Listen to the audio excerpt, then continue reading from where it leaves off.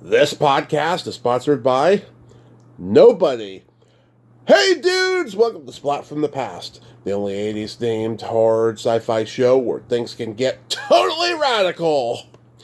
Now today I will be welcoming back the beautiful, the talented, the hilarious Linda Marcus Smith, and we're going to nerd out on the entertainment of our youth. And I am so excited. I love Linda. She is one of the most amazing people I've ever met or had on the podcast. And last summer, I got to go on hers, and then she came on here, and now I'm going to have her back. And it's going to be a great conversation talking about old film, television, music, and comedy. I'm really excited about that. This is the first episode of May. During this month, you know, it's going to be just as short as it was last year because I'm moving in a few weeks. But we are going to focus on International Masturbation Month. However, the theme will be Sex Positivity Month. I just love the sound of that. I wish I had been familiar with sex positivity in previous years.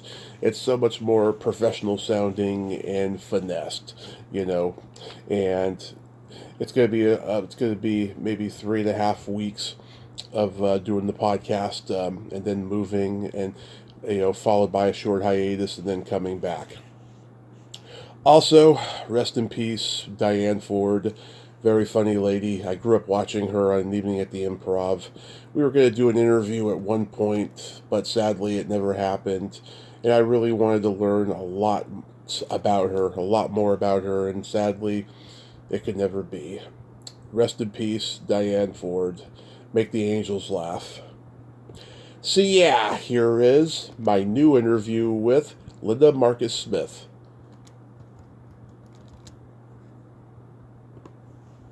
Hey Linda, welcome back. How are you today? Good, how are you, Tommy? I am fantastic. How's the weather over there in Las Vegas? Well, I live in Las Vegas, but I'm in New York City for 5 weeks doing comedy. Oh, okay. I didn't know that. 1 more week. Awesome. How's it over there? Well, it's nice and warm out today. Oh, that's good. Yeah, we have bipolar weather here in California. Some days it's hot, some days it's raining, but in Modesto, everything is all good. And I'm so glad to be back here with you. Likewise. Thank you for having me, Tommy. Of course. So, going back in time, do you remember the first movie that impacted you as a child? I would think that it would have been a Charlie Chaplin movie. Ah.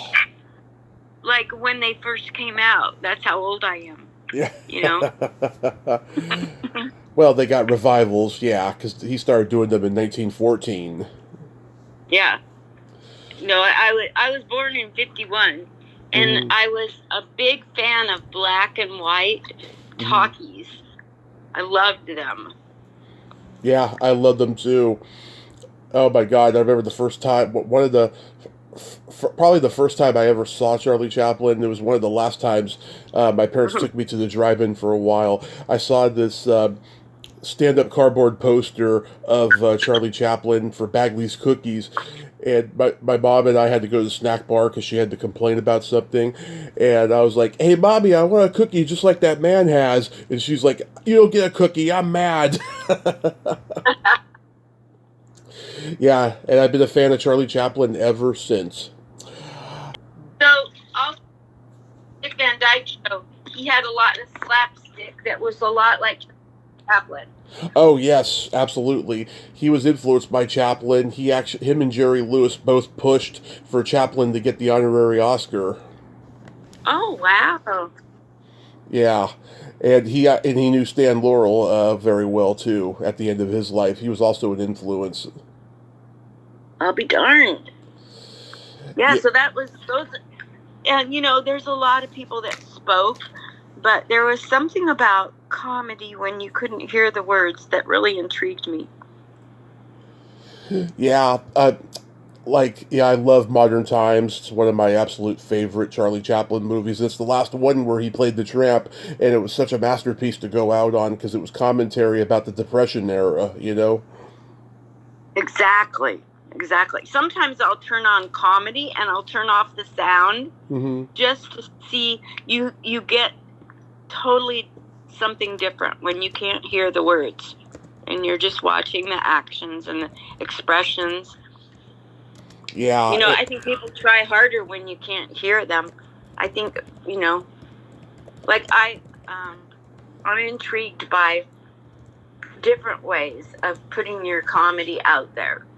Like anybody can stand and talk clearly, you know, and have the right hand movements to go with what they're saying. But you know, that's why I like, you know, I like the people like Lisa Kudrow and Andy Kaufman. I mean, and you know, the weirdos out there, you know, that push the envelope to have you look at comedy differently than everybody. I'm tired of cookie cutter comics.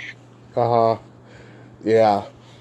Well, a lot of the comedians today, they're just following each other, you know, because they're afraid of being canceled. Yeah. That's true, too. Yeah. I want originality, you know. I want to know that either this is really real, what you're saying, or it's not real and you're making it up just for us to have a good time. But I don't want to hear, you know, the same old phrases like, it is what it is. You know, some of the tags, everybody uses the same old tags. Yeah. Like, you couldn't come up with your own tag? Seriously. You know, I'm tired of everybody saying, oh, isn't she's one of the Golden Girls. Like, the other day I was at a mic here in New York, and I got done tearing up a mic, making all the comics laugh. And the guy that followed me must have been intimidated, and he said, give it up for the Golden Girls, you know. Yeah. And I said, you can't come up with something original. Do you know how many times I've heard that? Jeez. Why don't you dig deeper? I'm sure you can come up with your very own saying that nobody else has said. Yeah, maybe the Daughters of the Pioneers or something. Like, first of all, do you have to refer to my age? Aren't we all just comics trying to get laughed? Do I have to be the old comic? I guess I do. Yeah. Want me to call you a young punk? No, you don't. So don't call me a Golden Girl. Yeah.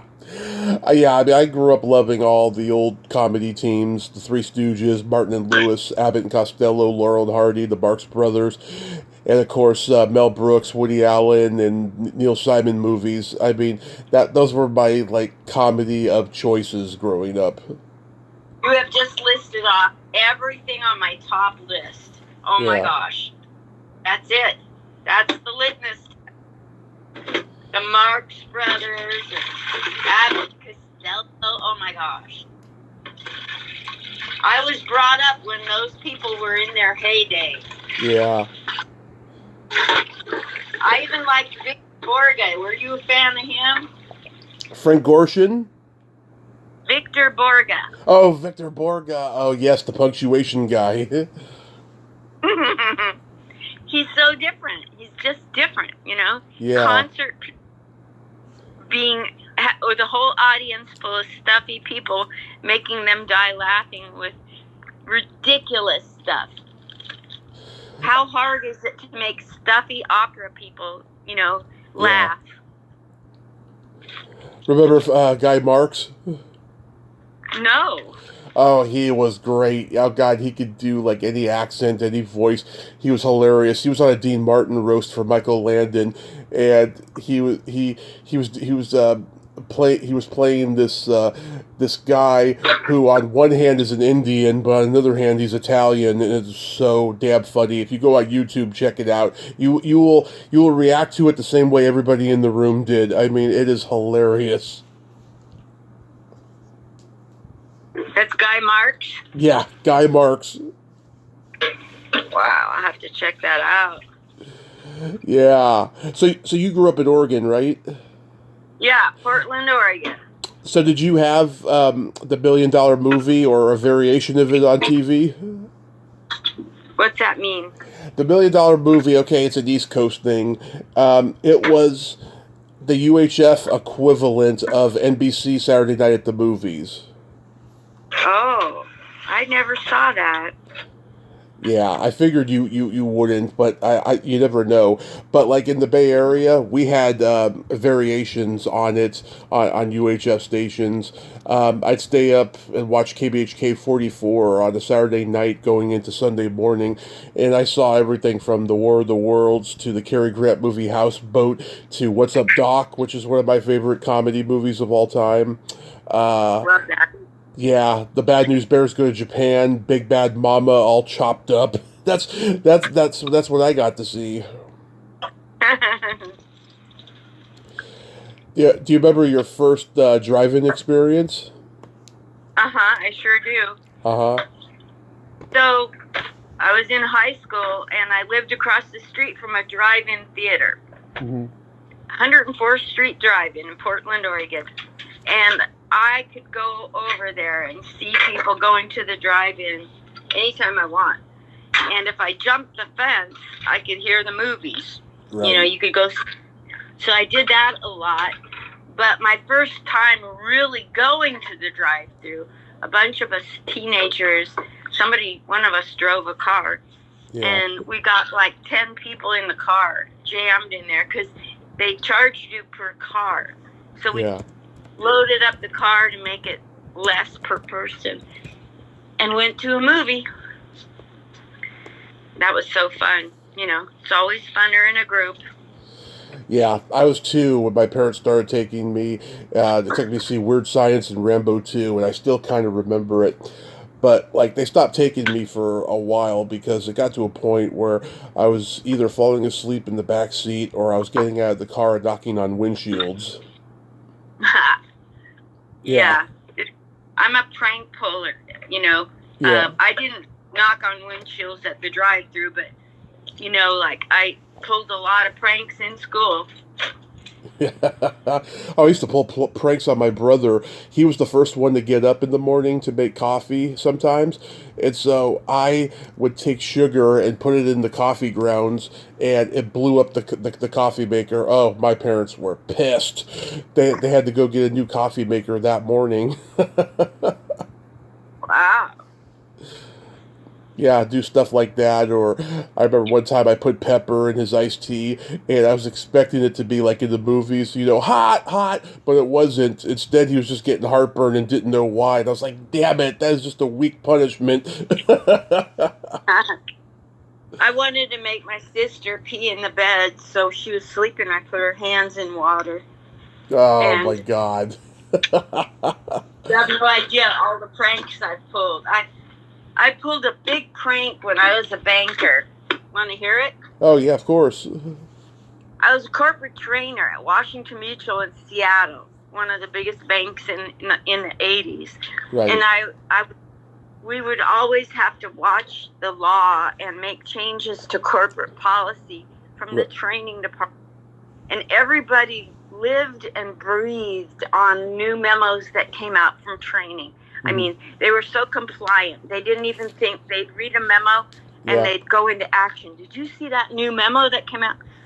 And I noticed that we had a photocopier in the department where training and the corporate offices were, and everybody converged on the one photocopier, and it was always a bottleneck there. Slow, everybody was waiting in line. And I thought, I'm going to pull a prank on these people. So I typed up a memo of a policy change that in the corporate headquarters from now on, when you use a photocopier, I made up this whole thing that we're trying to track which departments are using it and how many copies they're using per department. So when you go to the photocopier, you have to punch in your department number and hit erase, and then number of copies, and then print. And nobody thought for themselves that when you hit erase, it's not doing anything.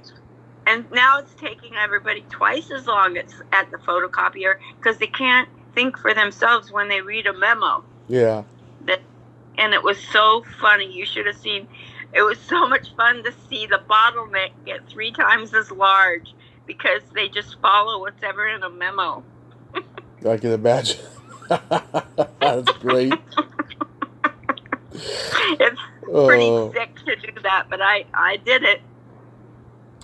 Yeah, go back to the drive-in. Yeah, back in the 70s, my dad would take a girl to a movie, and he'd go see a movie 3 times, and he would take a girl 2 times, and he'd have to see it the third time because the first 2 times he was either making out or fucking the girl.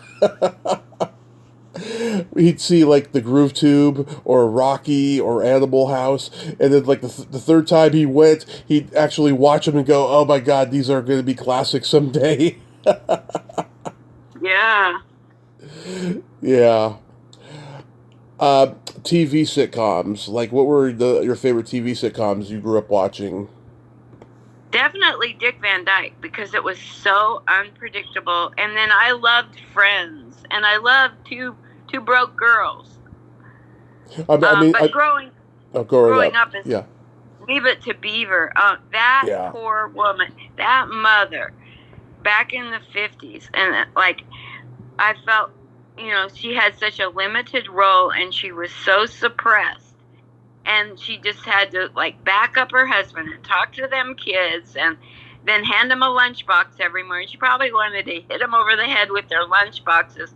Mm-hmm. She had to be such a perfect. What was she like in real life? I was watching her going, I was thinking of funny ways to do the show every day while I was watching the same thing. It was like Groundhog Day. Every day, same thing. We have a problem. Wait till your dad comes home, because I'm just a mother. I'm too stupid to have the answer. What do you think, honey? She probably just wanted to take that script and throw it in the ocean. I met Beaver last August at a Comic-Con. He was very quiet, very aloof, didn't really say anything, but it was good that I could say that I met him. Mm-hmm. Absolutely. Yeah. It was a good show for, I had a house full of a lot of upheaval, and I got to turn on the TV for 30 minutes, minus the commercials, and pretend I was part of a normal family. It appeared normal. You never saw their dysfunction, and it was heaven for me not to see dysfunction. I know. I used to watch that show and the Brady Bunch and go, God, how come my family is not like this? Yeah. Speaking of, remember the Cowsills? Of course, I've had Bob and Susan on here. Mm-hmm. Well, I got to meet David Cassidy in 1971 or 72. Mm-hmm. I won a date with him. Oh, how was it? Horrible. He's such arrogant. Arrogant. Yeah. But yeah, they had a contest, and they were gonna. I had been watching Leave It to Beaver my whole life, and they had a contest on the radio to win a date with David Cassidy. So, there was an episode on Leave It to Beaver where the oldest son, Wally, I think it was Wally, he ran Tony Dow. He ran for class president, and all he did was say, "Vote for me," and that won his contest in school. So when they had this David Cassidy thing, I got out a 3x5 piece of paper and wrote "Vote for me" and sent it in, and they were going to call the winner at 6 p.m. on Friday. Sure enough, 6 p.m. my phone rings. I answered it like this: I knew I was going to win. I knew I was going to win. It was on the radio. Oh my God. That is so crazy. So it was just a bad date. You guys didn't make out or anything like that? No, he was, it was 71 or 72. He was the Grand Marshal of the Portland Rose Parade, and I got to have front row seats to his concert, and during the intermission go back and meet him. So they had the junior court of girls and the senior court of girls, high schoolers like him and me, and then the junior hires. And he was over talking and schmoozing with the young girls. He likes young girls. Mm-hmm. That's been a historic thing with him. And so then they drag him away from the young girls to talk to the old girl that's a high schooler. And he comes over. I'd gone and gotten a suntan and got a dress, a hot pink sundress to wear, and I was styling, and they brought him up to me, and he goes, David, this is Linda Marcus, and she won the Win a Date with David Cassidy contest. And the look on his face was, what contest? And he didn't say anything, so I said, are you glad to be here in Portland? Because I'm like Miss Pollyanna, stars in my eyes. He goes, well, would you be upset if I told you I wasn't? Oh, my God. Oh, my God. Yeah, I mean, I've heard stories about him and stuff, and you have to remember he was an Aries, and Aries are very arrogant, so yeah, I'm not too surprised. I mean, he purposely, ended the Partridge Family by posing naked on the cover of Rolling Stone, so that says a lot there. Wow. Yeah. I always had a crush on Davy Jones. I was a big Monkees fan. Me too. Yeah, I got to see them live. That was the first concert. That was the first concert I ever went to, was the Monkees. One of mine, too. I saw them in 1997 at Candlestick Park before a Giants game. There's only 3 of them because, Michael went through periods where he was too busy to be with them. And they drove off the field in a Cadillac. It was so awesome. Wow. Yeah. I mean, me and my dad, we'd watch I Dream of Jeannie, the Addams Family, the Munsters, Gilligan's Island, Green Acres, Bewitched, F Troop, Hogan's Heroes, Andy Griffith, all those shows. Yeah, I loved all of them. Gomer Pyle, USMC. Yeah. Hogan's Heroes was really fun for me because my dad went through the Holocaust, so I used to get a real kick out of laughing about that stuff. Yeah, it's so many people are pissed off about it today, but like back then, oh my God, and it was so full of irony because most of the people on that show were Jewish, Yeah. It's freaking crazy. Did you watch all the TV westerns? No, I wasn't so much into westerns. Yeah, my dad was into Bonanza. He used to call me his little Hoss Cartwright and all of that stuff. We watched the crime shows like The Untouchables, The Defenders, Perry Mason, Peter Gunn. I loved Mason. Yeah, everybody loves Perry Mason. Were you into Laugh-In? Oh, I loved Laugh-In. And I even loved the Grand Ole Opry stuff. I even loved that. Oh, yeah. The Grand Ole Opry, yeah. People... It's funny, when Laugh-In went off the air, everybody started a variety show and tried to be Laugh-In, and most of them failed. I mean, like, yeah, there's the Grand Ole Opry stuff. There's, guys like Johnny Cash and Kenny Rogers in the first edition had their own, variety type show. But then there's Sonny and Cher, which I thought that was a good one. That was one of the better ones. I love Sonny and Cher. Yeah, but then there was Donnie and Marie, Sha Na Na, the Brady Bunch Variety Hour, and the Bay City Rollers, and they all failed. Yeah, I loved them as they came on, and, even though some of them failed, I still, that was part of growing up, seeing those. Yeah, I mean, even Mary Tyler Moore had one after her sitcom ended. Mary Tyler Moore, yeah. Yeah, it was her, David Letterman, Michael Keaton, Swoosie Kurtz, Judy Kahn, who I've had on. She and I delved a little bit into it and stuff. Yeah, it was just a good idea, badly executed, and it was a good cast, an odd cast, but yeah, it's just... There was too many variety shows, and they were all trying to top each other, it seems. There's Shields and Yarnell and stuff. I almost got an interview with Robert Shields a couple years ago. That guy is a monster. He's not a good guy. And I had a comedian on a couple years ago who told me she started out as a mime, and her whole act was stolen by him and Yarnell. Wow. Yeah. It's sad. It's sad when you hear that kind of shit. It's so sad. Yeah. And yeah, it's funny because in the 70s, TV, made this weird transition like every decade. Like in the 50s, you had these squeaky clean sitcoms like Leave It to Beaver and Father Knows Best and Make Room for Daddy. Then by the 60s, you have all these fantasy shows and stuff like Gilligan's Island and Beverly Hillbillies and Bewitched and all of that.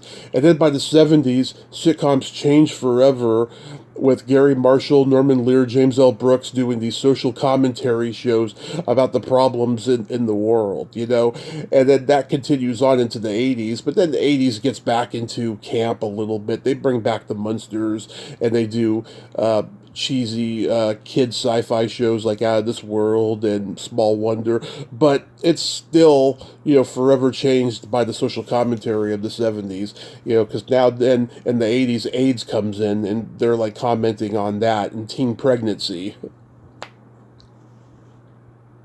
Wow. Yeah. Well, anyway, back to me. Yeah. No, but it's true though, And in the 90s, that's when the yuppie craze happens with Friends, and then everyone's trying to be friends and stuff. But yes, back to you. Do you remember the first album you ever bought with your own money? It would have been what's the name of the Beach Boys? A Beach Boys. We never bought albums. Uh-huh. We only got disc record 45s. Yes, that's all. A lot of people have been telling me that 45s were the thing. And I always liked to see what was on the flip side. Mm-hmm. That they're telling us this is the hit. I want to hear what's on the flip side. There was always a free song on the back. Yeah, like I was an MTV kid, right? So like I had Phil Collins, No Jacket Required, and Poison's Look What the Cat Dragged In. But my parents, they had vinyl records. They had everything from the Beatles to the Stones to Johnny Cash live at Folsom Prison, stuff like that. Baby boomers. My mother subscribed to all the record companies that there were, and she had records everywhere, big albums, but I was growing up with my own money, so it was like just little 45s. But that was good enough. In those days, that was a big party to be able to turn on your own record player. Oh, yeah. Did they have, like, the K-Tel stuff? K-Tel? Yeah, K-Tel. They had, what were they? They were kind of like an unauthorized, compilation album record company. You'd see their infomercials on TV, more so by the 90s, but back in the day, they'd have like, the unauthorized Kinks Greatest Hits, which I heard Van Halen bought one of those and they learned to play every song on that album. That's why they did You Really Got Me on their first album. Oh, yeah. Well, we had our own little, like, large lunchbox thing, record player, a little tiny box with a lid and it plugged in, and you could have your own area where you could hear your own records. We felt like big shots. Oh, yeah. There's nothing like that stinky, musky smell of vinyl. I mean, it's intoxicating. There's nothing like it. Yeah. How about... it was so fun to take a record that's a 45 and put it on 78 or 33 and put it on the wrong speed and see what it sounds like. Yes. Love that. Yeah. There were some vinyl records we had that were scratchy, and like I remember my brother had the Pete's Dragon soundtrack on vinyl that was given to him when he was a kid, and every time you played it, it would skip. You would hear over and over again the same dialogue. It drove us crazy. How about comedy albums? My very first comedy album was the Kennedys. No, I lied.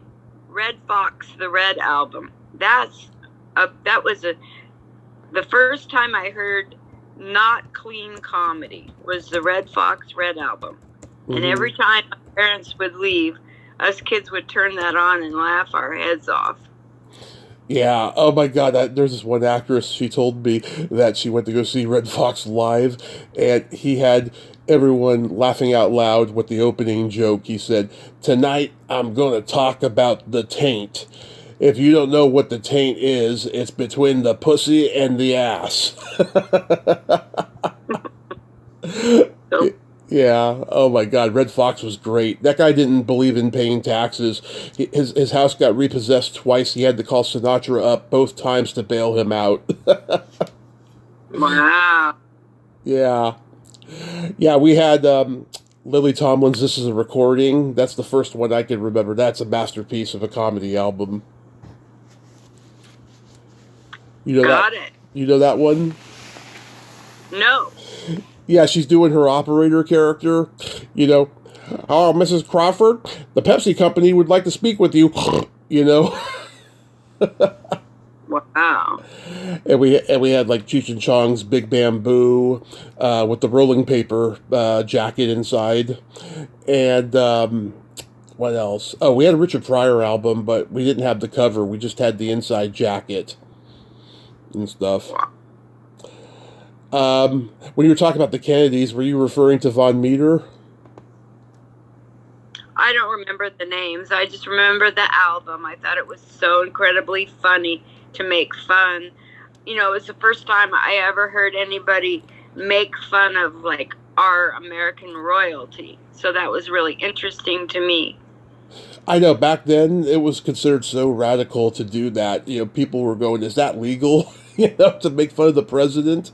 You know, but Just after, got through having, you know, all these investigations yeah. of communism anytime anybody spoke up. And now people were like poking fun at the president. Are you allowed to do that? Oh yeah, great example. Paul Krasner. Do you know who he is? No. He was a Borscht Belt comedian who became a publication writer of satire, and he wrote this article about Lyndon Johnson violating JFK's corpse in the morgue, and literally Washington, the FBI, the CIA investigated this because they thought he was serious. Wow. Yeah, that was his thing. He said, "Yeah, Lyndon Johnson fucked the bullet wound of Kennedy," is what it was. Wow. That was 1967, so this was like long after, you know, that even happened, and they were investigating it. They were like trying to, I think they tried to like dig up his body or something, and like, you know, have forensics on it or something. Wow. Yeah, it's crazy. Even back then, you know, there's canceled comedians and stuff. That's true. It's really, really nuts. Do you remember your first concert? That was I think that was the Monkees. Right. Oh, that's right. Yes. Well, I saw Steppenwolf, and the original singer John Kay was the only original member, and he was so charismatic and funny it didn't matter. But I looked at all the 40 and 50-year-olds there, you know, because I was 15 at the time, and it looked like the magic was gone for them. They just was not totally interested, but I had a blast, you know, because I was young. You know, and then I saw Alice Cooper a few years later. That guy is a showman, and he gets killed at the end of every concert. I can't even remember how he died at the end of this one. He was great. He's amazing. One of the absolute best. Yeah. Do you remember your first makeout song? No. Mine was Janet Jackson's "Love Will Never Do Without." And it's funny because I remember when that song first came out when I was 7, and then when my first makeout happened when I was 12. I remember both feelings of both situations of when I first heard it in those two contexts, and it just gives me chills. You know, it's one of those things you don't forget, because it's true what they say, music is timeless. That's so true. That's why they use it in nursing homes to help people with Alzheimer's to come out of, you know, and people remember things through music. I never thought of it that way. Yes, you're absolutely right. That is very astute. That's a very astute observation, Linda. Thank you. Like the word astute. Oh yeah, I know very few people use that word. I learned it when I was in high school. We had to like learn these words that kids don't usually use in a sentence, like astute, ebullient, esoteric, and now I use all those words all the time. Do you remember the first time, whether it was intentional or on accident, that you saw a porn movie? It was very early in life, but let me preface this. Mm-hmm. So, in my day, in the late 50s, Right. they had the True Detective magazines with scantily clad women laying in provocative positions on the cover, Mm-hmm. being dead. They were laying dead. It was like Wow. necrophilia porn, but it wasn't a movie, it wasn't a video, it was like porn. People would read those because of the scantily clad women that were laying there dead. And I think a lot of people my age probably dreamt of having sex with dead bodies because of it. Ah, that is creepy. And then we graduated to National Geographic Yeah. pictures of women showing parts of their body that they shouldn't have been back then. And then they were posing. They weren't, I mean, they posed dead, but like these people were looking right into the camera and letting you see all kinds of parts of their body. And like, I was really, like true porn didn't come out till much later in life. And, we had peep shows in like at the circus. You could put a quarter in a machine and crank it up, and you could see women acting provocative for men. And like, Mm-hmm. the talk, some of the women were, luring men's interest sexually, and then it would cut and you wouldn't see what they did. But the Yeah. first time I ever saw anything that people were doing was with my parents. Like, and no child wants to see that. But No. I grew up hearing my parents have sex. So in a way, when I saw them, it was like, oh, that's what that was about. And sometimes when we couldn't hear our parents having sex, we would get glasses and put them up to the wall, and we would hear them having sex. Yeah. And then, yeah, but a real porn way late in life, because like real porn didn't start happening till I don't know when. When did real porn start happening? That's debatable. I mean, there were some people who had access to it in the 40s and 50s, but then it wasn't until probably the late 60s that the porn movies were in the theaters and stuff. I think everybody, people I ran around with thought that those were sickos, so, Yeah. but like, I remember the first time that I enjoyed sex, and it was because I was in Germany in the army, and I was married, and I never enjoyed sex during my marriage, except one night we had gone out to, I guess it was a German sex club, Mm-hmm. and there was a lot of sex things happening there. And so I was kind of turned on, and we went home, and that night I enjoyed sex thanks to a sex club. Oh, Only night in 7 years I enjoyed sex. 7 years. Wow, that's 7 years of good luck. Oh, That was 7 bad luck. yeah, we went on vacation one time, and my dad had to stay behind at work. And when we came back, I went into his room and I found a girly magazine. It wasn't Playboy; it was some generic one, I remember.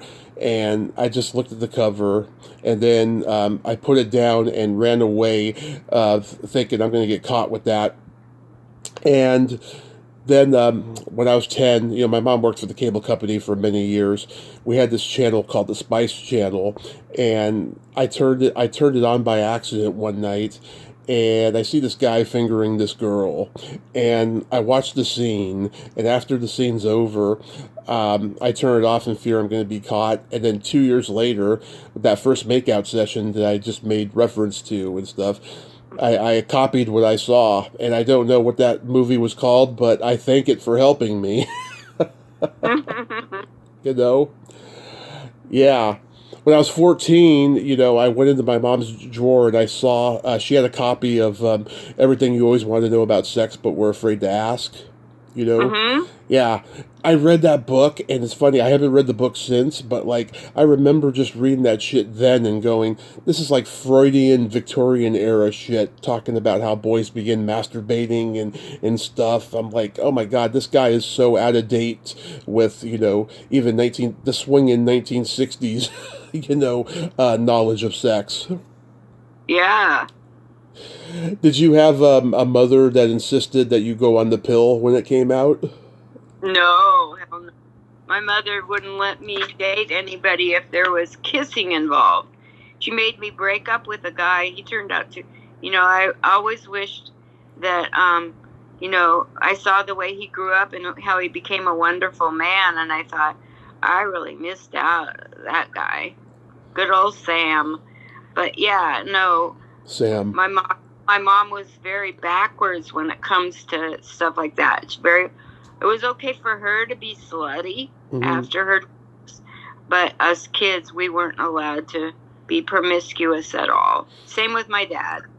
Oh yeah, I get it. Yeah, we kind of went through that too, growing up and stuff. My grandmother was a very conservative religious woman, and I spent most of my time with her, and so she tried to tell me that sex was bad. But then after she died, I found out she cheated on my grandfather a lot. Wow.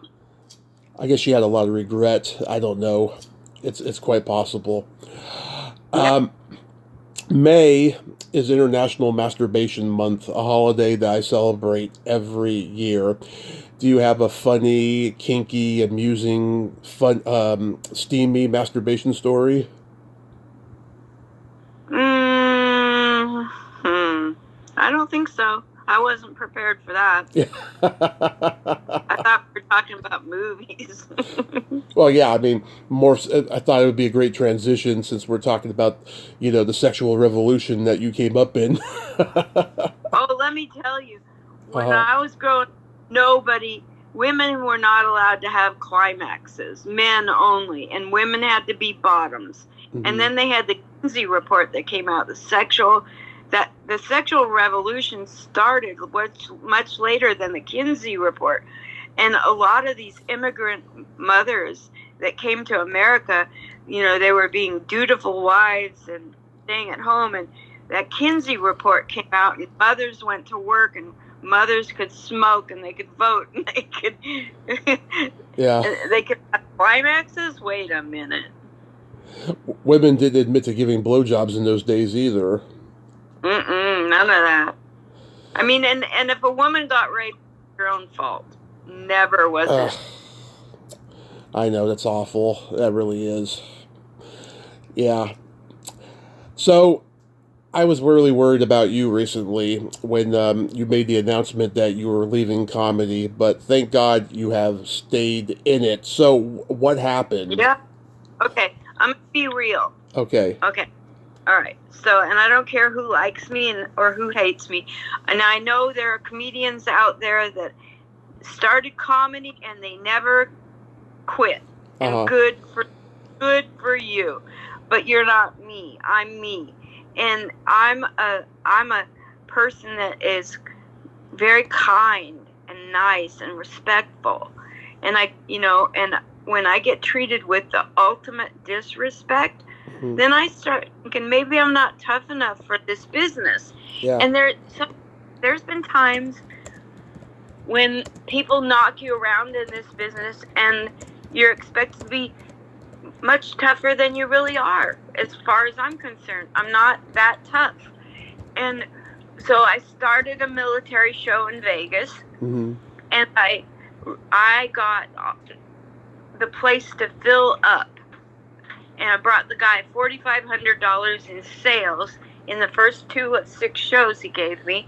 So I have the pre-sales, everything's all set, the lineup, I'm doing it all. And, so I'm at the show, and I said, would you mind introducing the show and me to your venue? I mean, it's all my people there at his venue. So he goes up on stage and he goes, "Does anybody remember that thing that went around, Linda, Linda, Linda?" Mm-hmm. He goes, "Well, Linda, this bitch." Oh. And he goes on for 5 minutes how I've been bothering him for 6 months to do this show in his venue, and I wouldn't leave him alone. And I went to Facebook, Instagram, everywhere, probably because I'm so goddamn old that I don't remember I already wrote him somewhere else. And I'm too stupid to go get my cheater glasses to read, and I don't even know when I'm on Facebook or TikTok. What an asshole. Yeah, I went on and on and on. And then he goes, "So let's give the show to Linda." And I'm like, I was so kicked in the gut because I had worked my ass off for months to make a successful show. And in that I've still got the video. I'll send it to you. I don't care who sees it. What are you going to do? Confront it, and then he's going to pull the plug on all the other shows? I had to eat it. I had to go up and perform my comedy set and host the entire show after being degraded. Oh, I'm so sorry you went through that, hon. That is fucked up. If that had been me, I would have went up there and fucking punched him in front of everybody.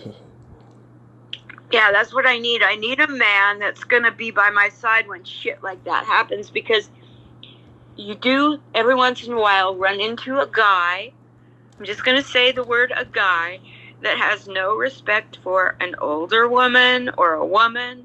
I don't know what it is, why people think that they can, do that kind of stuff. But if I had a guy that would set them straight, but they'll do it if nobody's, I know an instance of somebody that tried that kind of stuff with somebody else, and people went out and turned his car upside down in a parking lot. Oh my God. Well, Andre the Giant did that to a couple guys once, who was like messing with him at a bar. Wow. Yeah. Yeah. So I went out to comedy and I announced it to the world like an idiot, and I had to eat my words because like a few days later, Skill's husband at Jimmy Kimmel's Club says, "Hey, are you still doing comedy? Because I want you here on Thursday." And I said, "I'm back. I'll be there. If I have to crawl there." Are you kidding me? Yeah. I'm going to pass up the opportunity to be at Jimmy Kimmel's Comedy Club. I'm getting back in comedy. And so I'm never going to take anything personally anymore, to the point where I want to quit. But that's what I have done. It just kicks me in the gut sometimes, the way men, I'm going to say it, men think how they can treat women. Yeah, it's disgusting. So. Fucking patriarchal shit. Yeah, I mean, I went through that kind of shit. I still go through it. I told you about Bill Jerkenbauer doing that fucking shit to be screenshotting shit and putting it on Facebook, and I screenshot his shit, but I didn't fucking share it, but I wanted to fucking keep it, he called me fucking delusional, and I got 23 views on my YouTube channel. No, I got okay, yeah, I do have 23 views on certain videos on my YouTube channel, because I interview a lot of people who are not known, but I don't have fucking 23 subscribers, okay? I'm coming up on almost fucking 2,000, so don't fucking shit on my parade, Wow. Yeah. And, people were like DMing me and saying, he was a prick in the 70s and he's a prick now. And they were all on my side. They were like, how else was he supposed to react? You said that he wasn't worth your time. Of course he's going to give you the fucking middle finger icon, which is what I gave him, Wow. Yeah. Anyways, that's what happened. But I'm sorry that happened with you. Thank you. When I'm sitting in the audience and somebody says something about, like, oh, she's a golden girl, like, I don't know that people need to do that, reference us humans by our age. Mm-hmm. Like, I'm another human being. Why do I have to be an age? Why do I have to be a woman? Like, aren't we supposed to be woke? Ageist and sexist is supposed to be wrong, but Oh, anything goes with comedy. Well, I do agree that anything goes with comedy, but they should be more respectful to you. Thank you. Yeah. God. People are dicks in comedy. They really are. And you have to remember, too, these guys are not... these guys are not known, right? So they wonder why they're not getting the breaks and shit. It's because they're unprofessional. They're calling you a golden girl and shit, and they shouldn't be doing that. Yeah. When I told this guy at the mic that you don't need to call me a golden girl, he started engaging in me. I literally said, you don't need to call me a golden girl. Can you come up with something original? I've heard that 1,000 times. Yeah. Like, if you're going to sit there in front of everybody and call me an old woman, I'm supposed to take it as a compliment? Shut up, Yeah. I've heard every possible response. Nothing's supposed to bother you, but, and then he walked off the stage because I called him on his shit. And he took his phone and threw it really hard. He probably broke his phone and he walked out of the club. They thanked me that he walked out. They told me they banned him from the club. Mm-hmm. Oh, God. Yeah, that is so fucking awful. So I'm going to stand up. I'm going to stand up for myself, and I'm not running away from comedy. But also, people can respect me, and they can like me or they can not like me. Yes, I agree. And I support you. You're going to kick ass, Linda. You're going to kick ass. Thank you, my dear Tommy. Yes, absolutely. So, have you gotten any new information on where your daughter might be? None whatsoever yet, but I have a stepsister who retired from NSA looking into it. So, I just, with bated breath, I sit there and I hope my daughter's alive, and I hope she's happy, and I hope she's healthy, and I hope somebody can confirm that they've seen her.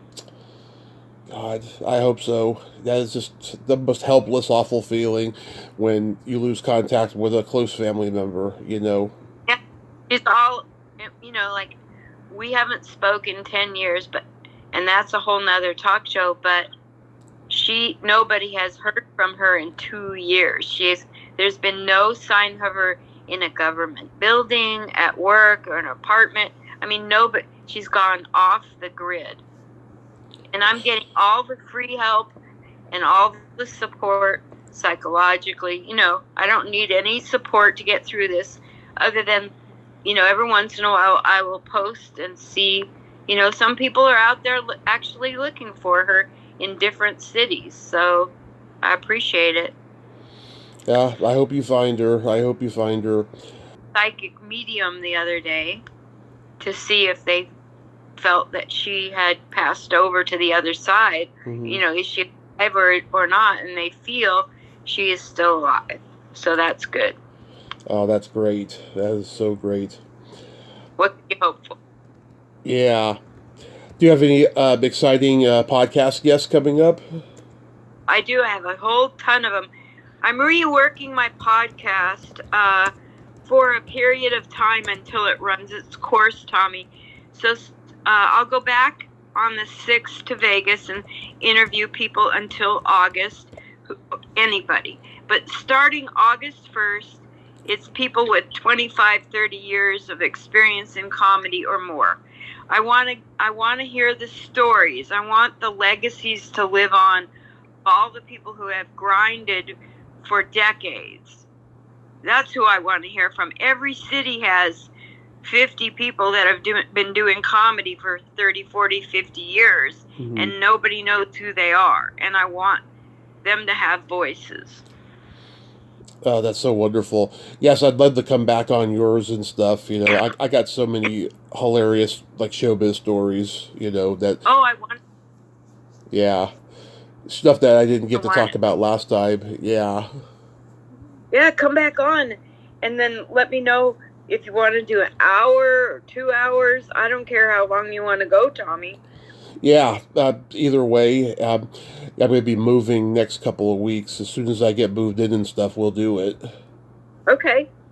I would love it. So these shows you're doing in New York, like that you got coming up, where are they going to be? My shows in New York are all over with. Oh, This okay. last this last week is I'll be doing West Side Comedy Club, just a mic Mm-hmm. tomorrow, because Katie Blunt is really cool and she does this mic on Thursday at noon at West Side, and I want to support her. And then on the 5th, I have um, a funeral of a friend. It was not really the funeral in Jewish tradition, evidently, because I Uh-huh. was not really brought up in it. A year after, then they unveil the stone. So there's the stone unveiling or whatever. I have to go to a ceremony a year after somebody's funeral on the 5th. So it's a serious week for me. More than this last week was extended to stay for the real ceremony. Mm-hmm. And so all of my comedy shows, I was on comedy shows almost every night, sometimes twice a night for a month. And then the last week, it's really more about tying up loose ends here, and cleaning my way out of where I've been staying, and running around and just visiting friends. And it's not about comedy the last week. So I've been on almost every stage in New York City. Like I got on so many. I got on Dangerfields. I got Oh on yeah, Broad. tell me about Dangerfields. It was incredible. Best set of my life. The energy, first of all, the history when you walk in there, Yeah. and the club is totally revamped. They have modernized it to the hilt. When you walk in, they're accommodating, they're friendly, they have the right environment for comedy. Mm-hmm. Nothing, I mean, like some clubs, you go in and they just piss you off. Like, I don't know how they expect anybody to tell jokes and anybody in the audience to want to laugh. But this club really has, a lot of the New York clubs have it figured out. They know they should be kind to you when you walk in, maybe make you laugh, and set the tone before you sit down. Well, Rodney's and Broadway and Comic Strip Live, they're really good at setting the tone. Even I got to be on at Governor's Comedy Club, and they had me on two of their podcasts. And oh man, I got on so many stages. Like, I would say Rodney's was so cool because I did Rodney's 5 years ago, and I Mm-hmm. didn't bomb, but I sucked. Yeah. I was like barely funny. It wasn't like nobody laughed. There wasn't nothing for them to laugh at. So it was nobody's fault. I mean, totally not ready for Rodney's Dangerfield back then. But this time I was ready, and I had a hot audience that was ready to laugh. And when I walked on stage, they got me the moment and they were with me for the whole ride. That's awesome. Yeah, I was sad when they got closed down, during the pandemic, but I'm glad that someone's bought them because that place is too historic to be closed. I know. I got to go to Staten Island a couple times and do really cool shows. So I got to do 20 minutes and in Staten Island, um, and it was pretty good reaction. I'm going to turn it in and submit it to Dry Bar and see if they'll accept me to do a Dry Bar special. Oh, that would be awesome. Yeah, I could put it on YouTube or something. Yeah, I put all my stuff on YouTube. I don't care if people want to see. People say, "Oh, you shouldn't put. You're going to get stolen. You're going to have to burn it, and then you can't." Listen, I'm 73. I got this far in life doing my own thing. Yep. Let me do my own thing. I'm going to be that person that puts my whole set out there. And every once in a while, I'll put out a clip because some people have such a short attention span that a real video doesn't work. So, whatever. I know the attention span is insane in this generation. How's your health doing? Well, I found out I have skin cancer on my nose, and I'm allergic to Western medicines that they Oh, want to use. So I got to figure out, okay, doctor, I went to New York here, and I get to think about it, and I'm going to go back and I'm going to listen. you're not going to try the medicine that makes my heart race because my heart races all by itself. So what else am I going to try? You know, like Yeah. I got to babysit the doctors because I've got all these allergies. And so that's that. And I've got really bad osteoporosis, so it's kind of late for anybody to jump my bones. Yeah. Love it. You know, I got to watch that. And I got a growth in one lung and blood clot in the other lung. Oh. So, a walking dead person. I'm just lucky to be nothing's killing me right now. Uh-huh. And if I ignore the skin cancer on my nose, well, it's probably going to, if it is the type that's going to kill me, it would probably take 10 years to kill me. Well, what are the chances I'm going to live another 10 years anyway? Yeah. I don't know that so what if I have an ugly nose? Yeah. Don't they have paper bags for that? Yeah. Oh my God. Oh God, I hope you'll be fine, and I hope you'll see your daughter. Yeah, I don't know. I'm supposed to not worry about my daughter. I'm supposed to take all this is the latest psychological thing, take all my energy and use it for myself. I'm like, do you not get that my daughter hasn't spoken and I don't know if she's alive or dead or healthy or not? Okay, back to being sane. I'm going to take all.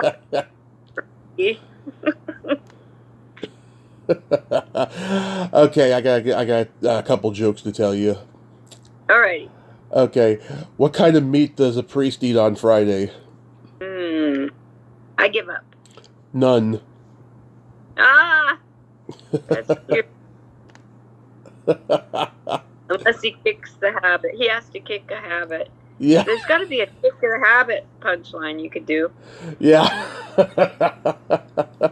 What did the priest do on Friday when he wanted to eat a nun? Kicked her habit. Yeah. What do you call a musician that doesn't have a girlfriend? I give up. Homeless. It's true. Yeah. Linda, thank you so much for coming back on and nerding out with me today. And you were just so amazing, and I adore you so much. Please take good care of yourself. Thank you, Tommy. I appreciate you so much. Keep doing what you're doing. Thank you so much. You have a great day, and be safe, and go back home safely. All right. Thank you so much. Bye, Okay. Tommy. Bye, everybody. Bye-bye, Linda. Bye. Well, there you have it. Linda Marcus Smith. Ain't she a sweetheart? What a great lady. I hope she finds her daughter, and I hope she lives a lot longer, because she is a gem. And fuck those club owners that hate on her, because she is amazing and she is an inspiration. And I'm so glad that I've gotten to know her in the last year and a half, and I hope it lasts. Well, until next time, this is Tommy Throwback Kovac saying there's no shame in living in the past, because the present sucks. Later, dudes.